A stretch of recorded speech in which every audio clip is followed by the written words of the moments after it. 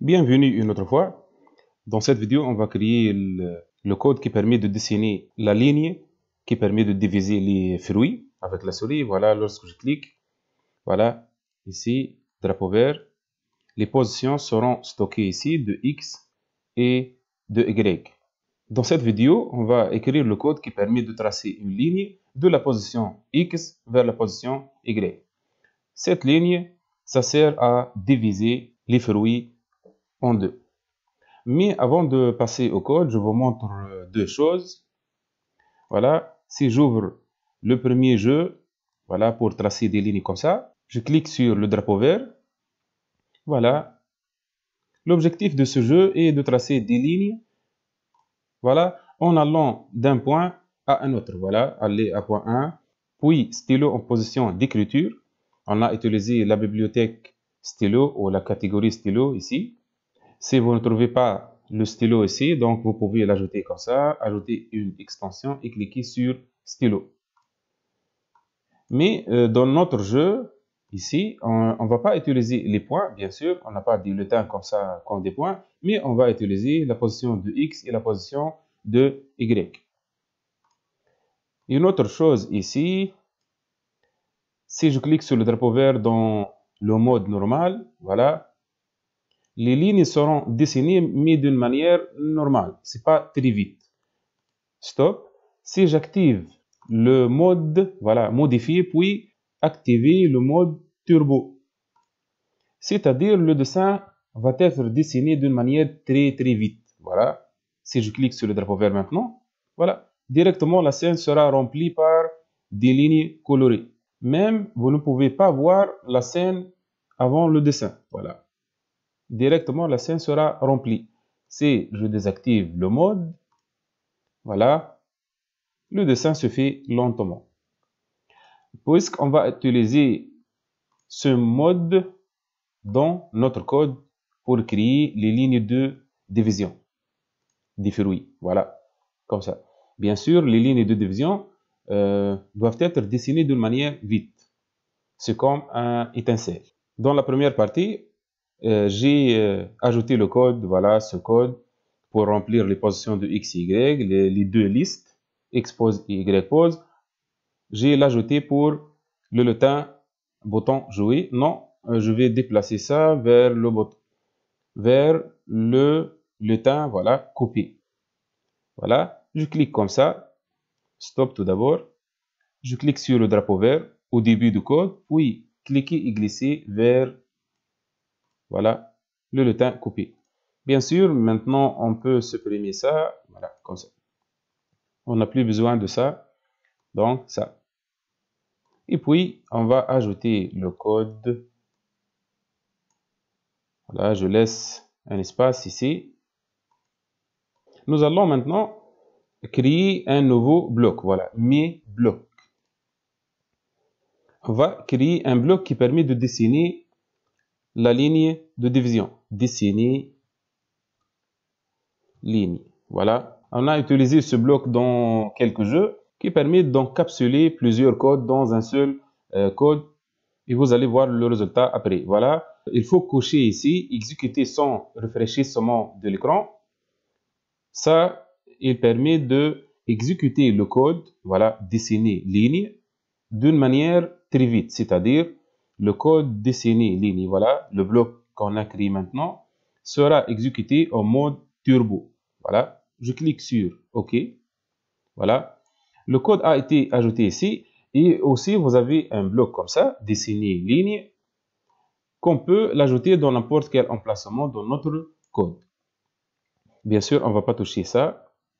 On va ajouter un autre code, événement,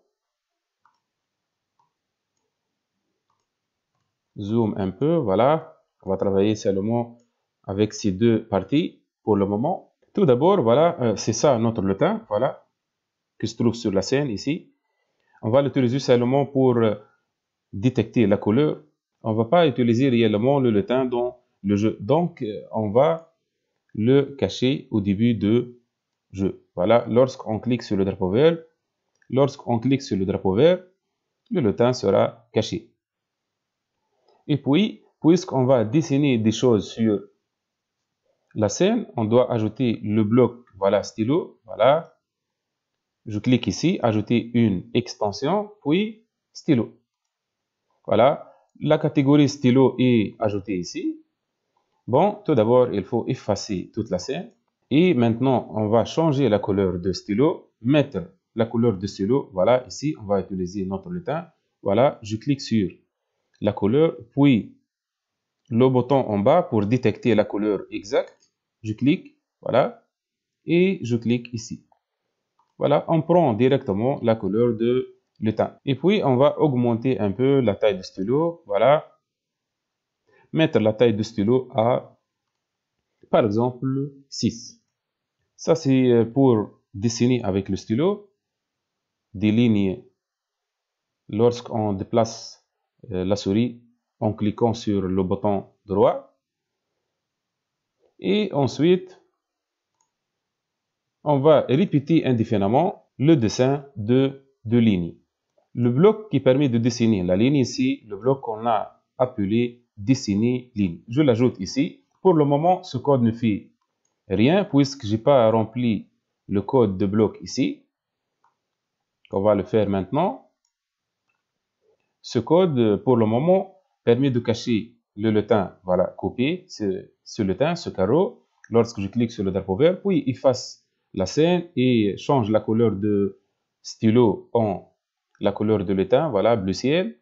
Et changer la taille à 6. Et puis répéter indéfiniment le bloc qui permet de dessiner ligne. Maintenant, on va écrire le script qui permet de dessiner la ligne. Au début, on doit commencer toujours par... on va effacer tout. Voilà. On va répéter le code ici aussi. Bien sûr, on va dessiner les lignes de X à Y. Voilà. On va prendre les valeurs de X à partir de la liste X pose et les valeurs de Y à partir de la liste Y pose. Bien sûr, si la liste est vide, on ne va pas dessiner aucune ligne. Donc, il faut tester au début. Voilà, si. On va tester est-ce que la liste est vide ou non. La liste est vide, c'est-à-dire les valeurs est égales à 0. La longueur est égale à 0. Mais on peut utiliser l'opérateur de supériorité. Voilà, 0 ici. Et pour la taille de la liste, on peut l'utiliser à partir de la catégorie variable. Puis, vous avez ici dans la liste, voilà, longueur de X pose. C'est notre liste. Bon, ici, utiliser Y pose ou X pose, c'est la même chose puisque les deux listes ont la même taille. Et puis, pour dessiner une ligne entre les deux positions, on utilise tout simplement le code de la catégorie mouvement aller à. Voilà, comme ça, aller à X et Y. Bien sûr, et les valeurs de X et de Y, on va les prendre à partir de la liste X pose et Y pose.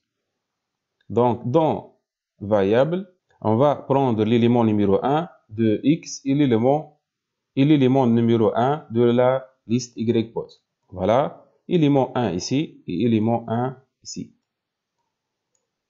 Ici de X pose, puisque c'est X, et ici de Y pose. On va commencer ensuite le dessin.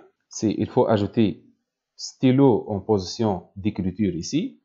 Et ensuite, on va aller à mouvement, puis aller à l'élément 2 de X pose et l'élément 2 de Y pose. Puis, on va ajouter un autre code qui permet et de la même chose, on va répéter ça pour le troisième élément de X pose et le troisième élément de Y pose jusqu'à atteindre l'élément numéro 4. Bien sûr, n'oubliez pas que notre liste contient, voilà, 4 éléments à la fois seulement, puisqu'on a testé ici, voilà, longueur de X pose supérieure à 4, on va effacer les éléments. Donc, le nombre des éléments de la liste X pose ou Y pose ne peut pas dépasser 4. Au lieu de répéter ce code aller à X 4 fois, on va utiliser, voilà, la structure de contrôle, voilà, contrôle, répéter jusqu'à ce que, voilà. Et puis, mouvement, aller à X, Y, aller à X, Y. Et pour faire l'incrémentation de numéro de l'élément d'une manière automatique, on va créer une variable. Voilà, créer une variable. Position, par exemple, si pour ce lutin, c'est le mot, voilà, OK. Bien sûr, la première valeur de la variable position doit être, voilà, mettre ma variable A avant la boucle, bien sûr, répétée, A2. Puisque, voilà, l'élément numéro 1 est déjà passé, voilà, aller à X, l'élément 1. Donc, il nous reste l'élément 2, 3 et 4. Le nom de la variable ici, c'est position. Et bien sûr, on va arrêter l'incrémentation de la position lorsque la position atteint la valeur 4. La valeur 4, c'est la longueur de la liste. Bien sûr, on ne peut pas dépasser la longueur de liste. Donc, dans opérateur, répéter jusqu'à position, c'est que notre variable, position supérieure à 4. On peut écrire ici 4 ou on peut aussi utiliser, voilà, cette variable longueur de xpose. Il n'y a aucun problème ici d'utiliser xpose ou ypose. Voilà, ypose ou xpose, puisque les deux listes ont la même taille. Voilà. Et ici, on va accéder à l'élément numéro 3 dans la liste X et l'élément numéro 3 de la liste Y, puis l'élément numéro 4 de la liste X et l'élément numéro 4 de la liste Y. Voilà, vous avez ici l'instruction dans variable, dans la partie de liste, voilà, élément numéro 1 de xpose et dupliquer aussi pour Y, et on change ici ypose. Bien sûr, l'élément, on va le prendre avec la variable position. Donc, la variable position ici et la variable position ici. Donc ici, si nous lisons maintenant ce code, la valeur de la variable position ici, c'est 2. Donc, aller à x, la position de x, élément numéro 2. Voilà, 2 ici, de x pose. Et l'élément 2 de y pose. Et maintenant, on va incrémenter la variable. Ajouter 1 à la variable. Position.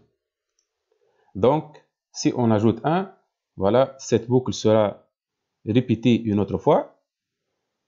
La position devient 3 de xpose et la position ici devient 3.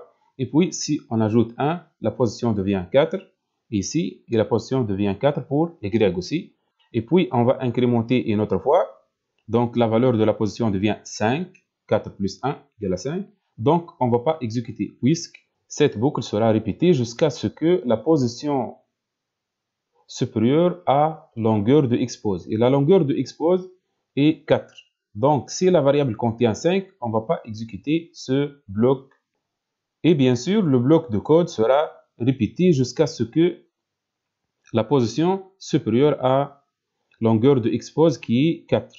Si on ajoute 1 à la position maintenant et la variable position contient 4, la valeur de la variable position devient 5. Donc, on ne va pas exécuter ce code puisque 5 est supérieur à longueur de xpose qui est 4.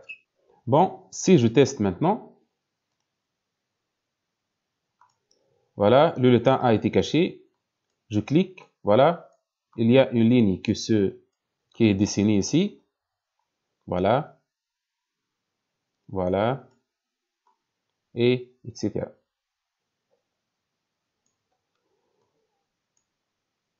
Si je ne clique pas, les deux listes xpose et ypose seront vidées. Voilà. Si je clique, voilà, c'est ça la ligne de division qui permet de diviser les fruits. Une autre chose à ajouter, on va cacher ces variables. On va cacher la variable, voilà, cliquer sur variable, puis cacher la variable position et cacher la variable, la liste xpose et la liste ypose. Voilà, on va laisser seulement le score et le top score. Bon, je vais enregistrer maintenant les modifications. Fichier, sauvegarder sur votre ordinateur et ne pas changer le nom déjà écrit ici, Jeu Ninja Fruit. Cliquez sur enregistrer, puis ici, remplacer le fichier, oui. Et merci pour votre attention.